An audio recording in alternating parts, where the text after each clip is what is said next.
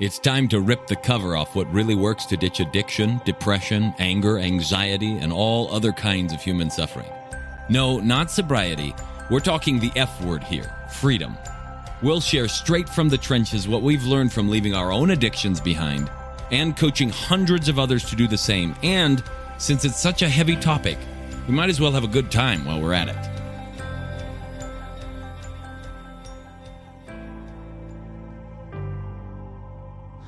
All right, welcome back to another episode of the Alive and Free podcast. Today, I want to take you through part 2.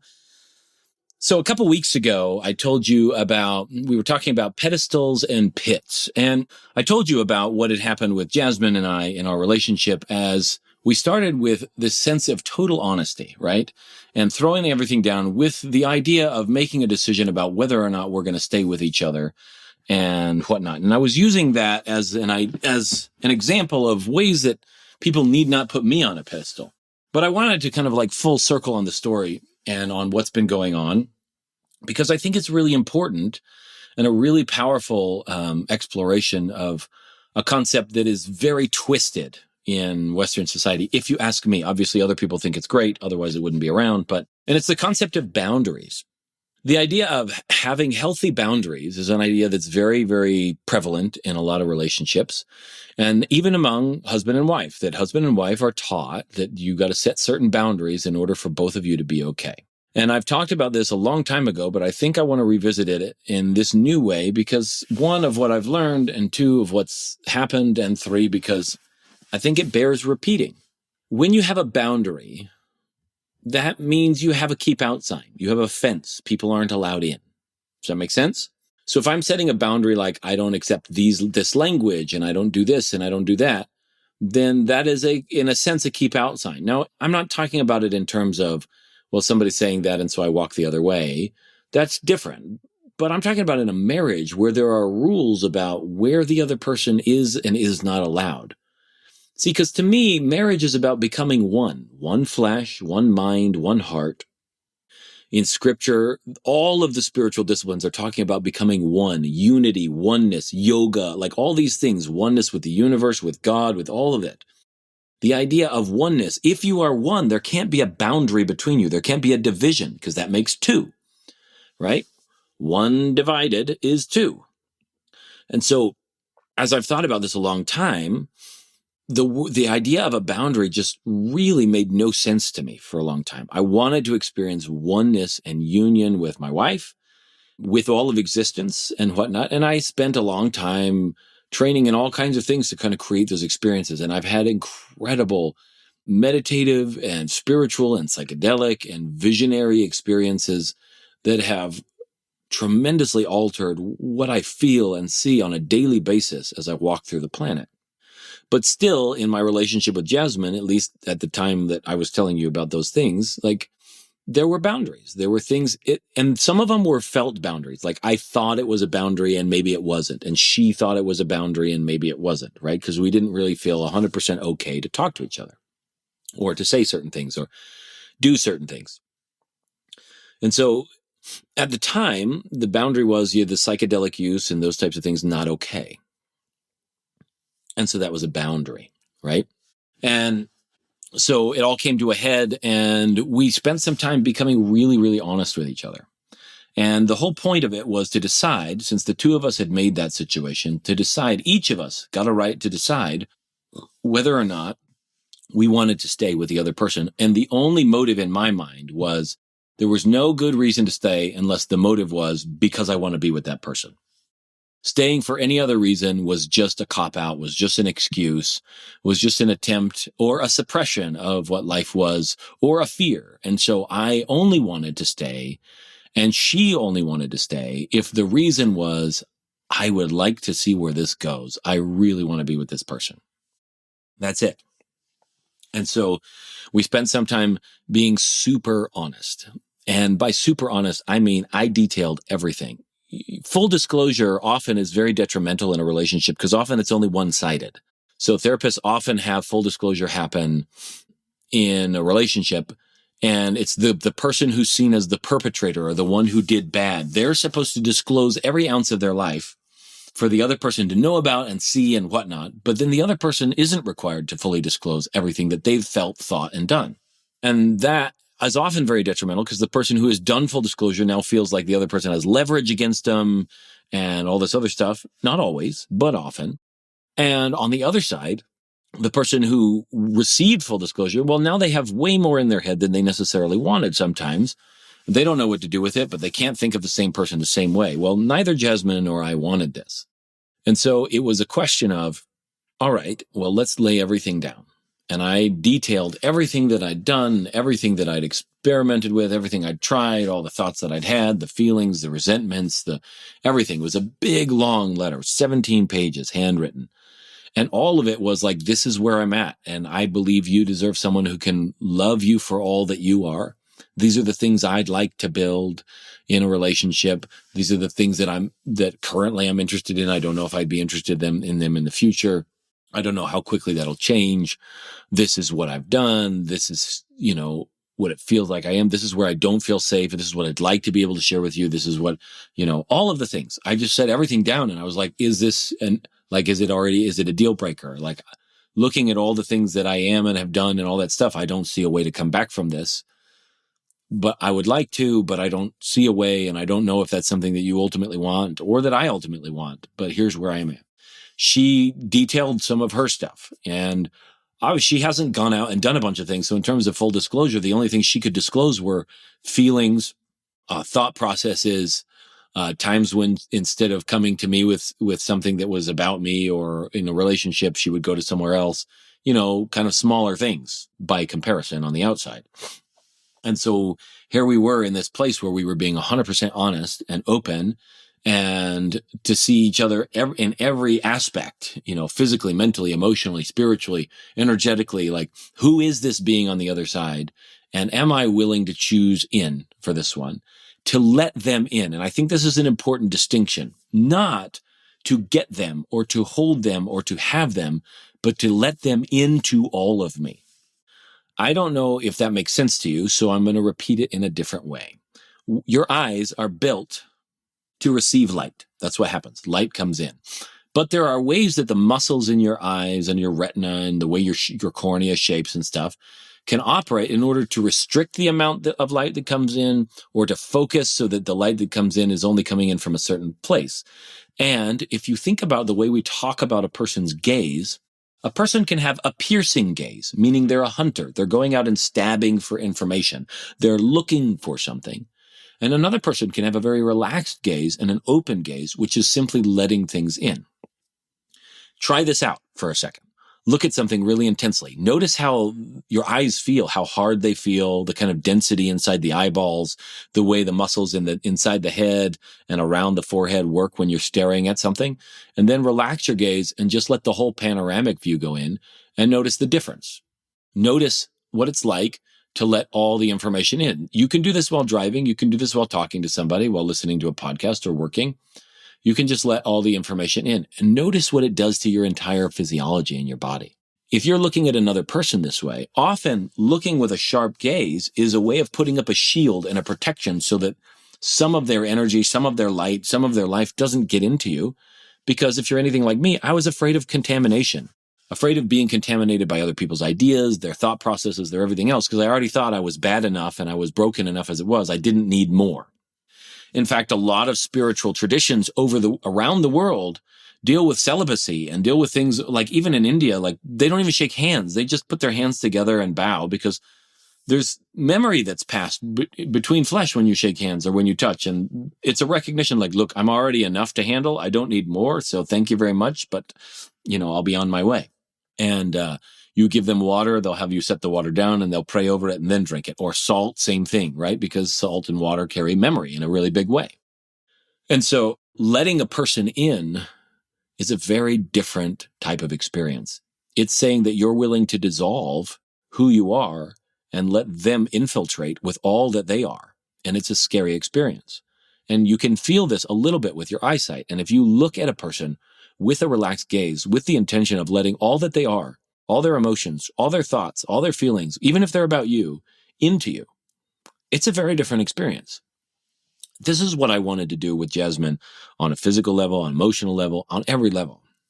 And so we were doing this honesty, like really talking to each other and laying things out. And I was there and I was like, look, if you're mad, just be mad. I want that too. Like, let that come out as well. And to be there because I wanted to be there to celebrate her life. And as the time went on, as I was looking at it, there was no other person I wanted to be with. And the decision to stay, just like her decision to stay, came out of this is something that we want.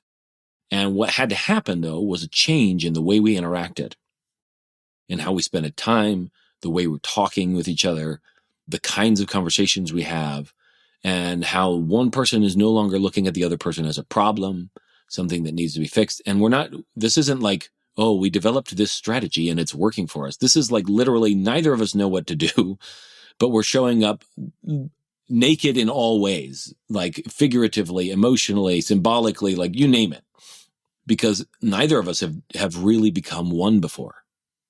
And I would submit that probably you and your wife hasn't, and the psychologists you're listening to haven't, and the people who are writing books probably haven't. Maybe there are a few out there, but most of them haven't become one either. They're still individuals coping with each other on some level of toleration. And even if they found a way to make it work, have they really become one?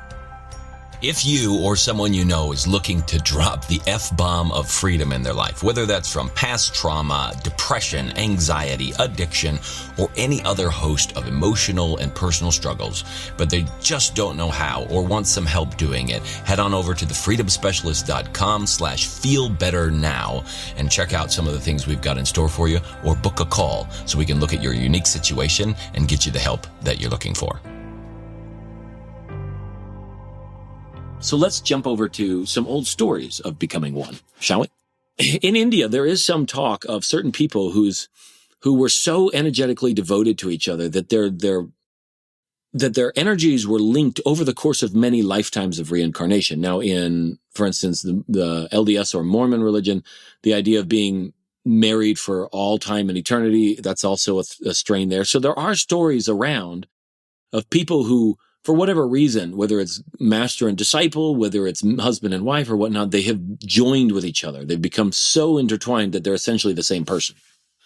And so this was a possibility for me, and I'd studied some things and looked around trying to find some understanding of how that worked. And there's a story of a sage in India who was so devoted not to a wife, not to a person, but to a deity, a certain energetic form, encased in stone or whatever. I don't remember exactly all the details of it, but was so devoted to this deity that he had basically merged. They were one and the same. That when you're talking about him, you're talking about the other, and so on and so forth. And so here they were, and this man would do all of his pujas, meaning his prayers and his rites of devotion and stuff during the day. And at a certain point in time and night, he would sit there and people would come to him for advice, and they would come to him for whatever else. And they would bring as a gift his favorite, which was some form of alcohol. And he would just guzzle this alcohol to no end. Guzzle, guzzle, guzzle. He would just down the whole bottle right away, and never inebriated, never drunk, but he would just drink this stuff straight. And he lived to a good, ripe old age, no complications from it or anything else from what I remember. And just an incredible, weird kind of scenario.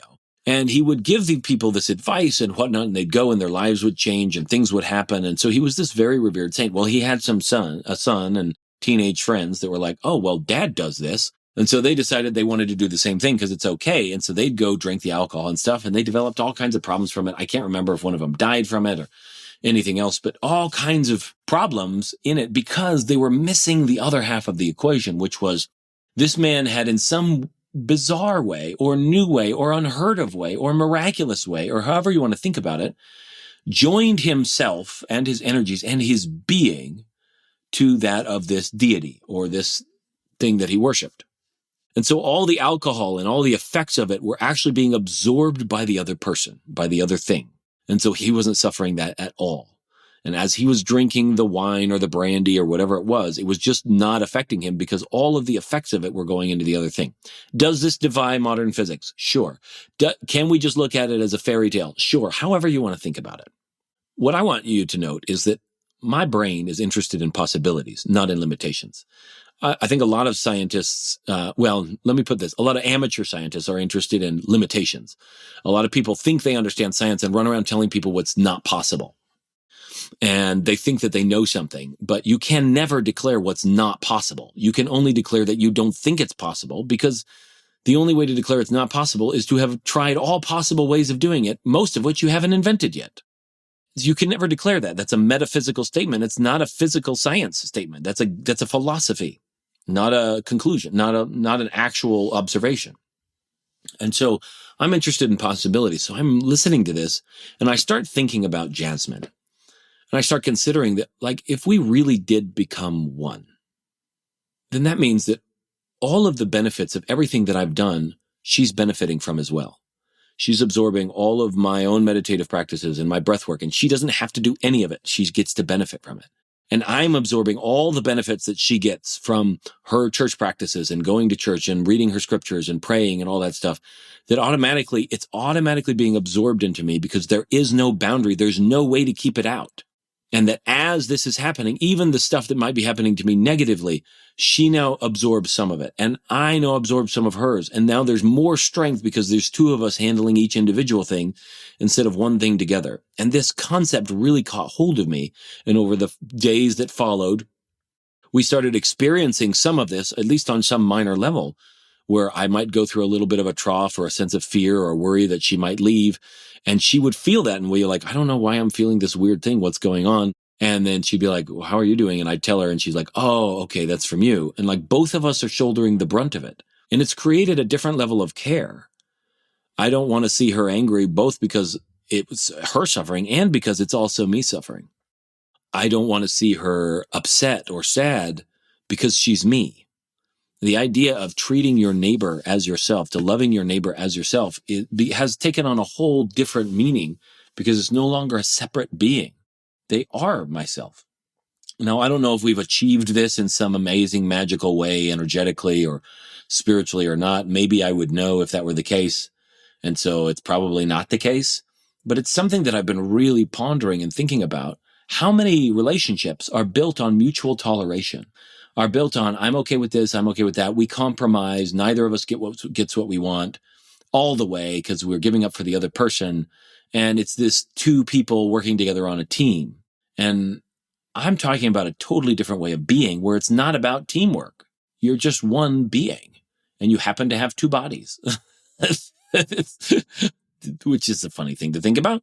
But really, that's what I'm talking about, becoming one. Now, if you're Christian at all, or you're a yogi or anybody else, and you're striving for oneness in the same vein, to become one with God is the same thing. When you're truly one, then God absorbs all of the negative and the positive from your life. And you absorb all of that from God. Like it really just changes and renews everything about you. To become one, you cannot have a boundary. You cannot have a keep out sign. The other person really gets to dance by all of them, to pick them up, to shoot them down with a shotgun, or to do acrobatics over it, or to kiss it away, or whatever they want to do. But you cannot have a keep out sign if you want to become one. And that means being willing to show up 100% vulnerable, showing them everything that you are, all the things you're afraid they would find out, and laying it all down and seeing if they're willing to walk with you anyway.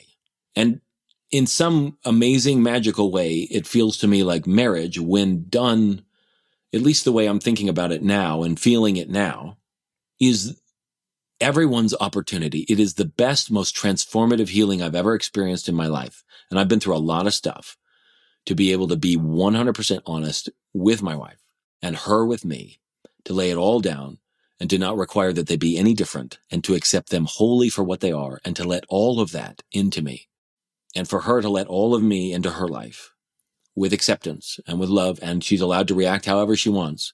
And for us to both be there just with acceptance and love. That is the opportunity to start your life fresh, but this time consciously. So whatever may have happened to you in your childhood, whatever traumas may have occurred, marriage ultimately can be, if you operate with it in a certain way, one of the most powerful healing experiences on the planet. Better than any of the psychedelics I've ever tried. Better than most of the other things I've done. And there's only a couple of things that even come close to rivaling the kind of healing and transformation that has occurred. Now, what kind of healing and transformation has occurred? Let me give you a couple of examples. One, a couple days into our adventure, Jasmine was having some pains in her leg, so I started massaging her leg, then asked if she needed some support anywhere else. And she mentioned her neck and whatnot. And she had been quiet the whole time. And then she said this remark. She said, "Your hands feel different." I said, "What do you mean?" And she said, "You've always had a really strong, like iron grip in your hands. And that strength still feels like it's there, but your hands feel like soft and like baby hands. Like there's gentleness and care in them. And they just feel radically different." And I had felt some difference in me. It was cool to hear her say that the hands were different. A couple days later go by, we're looking at this, and this is all within the course of the first week, right? And I'm looking at her, and we, like, the kinds of experiences we've been having together physically, mentally, emotionally, conversationally, all these things. I looked at her and I was like, "Jasmine, you really feel like a brand new person, like someone totally different. I mean, you're still Jasmine, but you're like different." And she said, "Yeah, you feel like a different person too."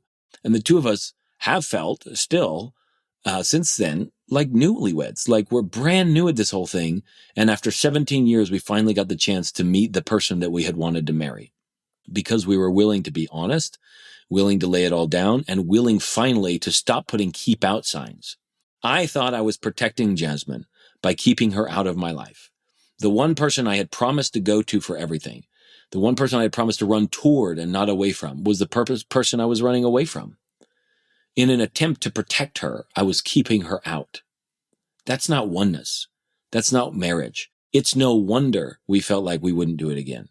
And now, for the first time in a long time, I think probably in our entire marriage, we're both like, "Yeah, but I don't want it to go away anymore. Like, I really want to keep what's here." Instead of being like, "Well, yeah, well, like if it goes away or if he dies or she dies or whatever, I'll be fine on my own." Now it's like, "But I don't want him to." Both of us have this, and I don't know what'll come from here because there are no guarantees, but both of us have a very different feeling about it, precisely because we've shown up and we've gotten rid of all the keep out signs gently, slowly, not as one rip off the Band-Aid. Some things, yes, because of the way that I handled things. We had some big stuff, but slowly, gently, easily opening up and saying, "This is what I'm afraid of here. And this is where I'm at. And it's not about you at all. This is just something that came up for me." And then her sharing back and forth to where now, 17 years in almost, it's like we just got married again. Only we happen to have 6 kids, which, probably not always the ideal way to start a marriage, but it's like we just got married again. And it's like there's a whole new possibility for life. And it's like, it feels to me like all of my desires around chasing spirituality and all these other places just evaporated so quickly, because I realized that her, Jasmine, is also one of the most fulfilling paths to that kind of union and that kind of spiritual achievement.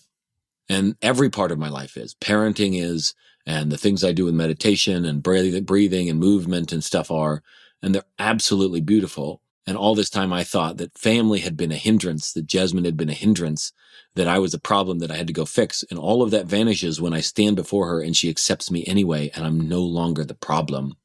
And I deserve happiness, and she does too, and she's not the problem. It's just that we made a cruddy situation. And now we're both willing to put down the keep out signs and finally become one. So in your life, not in every relationship is this valuable, right? The person at the grocery store doesn't necessarily need to know everything about your life. But in your life, whether it's with God and the universe or whether it's with your spouse, when you're seeking true relationship and really to experience what it's like to dissolve into the other person and no longer have to defend who you are or be something, but you can just simply be. If you want to experience becoming one, I'll suggest to you, just based on my own experience, and some of it was exceptionally painful, and I had to learn the hard way, that anytime you have a keep out sign, anytime you set a boundary, you're actually preventing yourself from experiencing one of the greatest joys and some of the most profound healing that is possible on the planet. Yes, boundaries are wise in certain things for survival. If you didn't have boundaries, you would just, like your cells didn't have boundaries, you would just be a pile of goop. So yes, boundaries are needed for physical survival, but they aren't needed in relationship. And that is a place where you might find the most deeply fulfilling experiences of your life, if you're willing, finally, with all the terror about it, to start taking off the keep out signs, to getting rid of the no soliciting and the no trespassing, and to getting rid of the guard dogs and the electrical wires and all the fences that you've placed around your heart, and letting them see for real and for true all the things you're afraid of, all the things you love, all the things you hope for, all the things that you judge yourself for or are worried that they might dismiss and be rejected for. And if they're willing to do the same, it's such a beautiful experience, and I would wish it for everyone. So if that's what you're after, start looking at where you've put up the keep out signs. Maybe have them listen to this podcast if it's helpful so that you have the same place to start from. And then gently, slowly, at whatever pace feels right to you, start taking them down so that you can see into each other's soul and really glimpse the glory of what a human being is really all about. And that's it for today's Alive and Free podcast. If you enjoyed this show and want some more freedom bombs landing in your earbuds, subscribe right now at wherever you get your podcasts from. And while you're at it, give us a rating and a review. It'll help us keep delivering great stuff to you. Plus, it's just nice to be nice.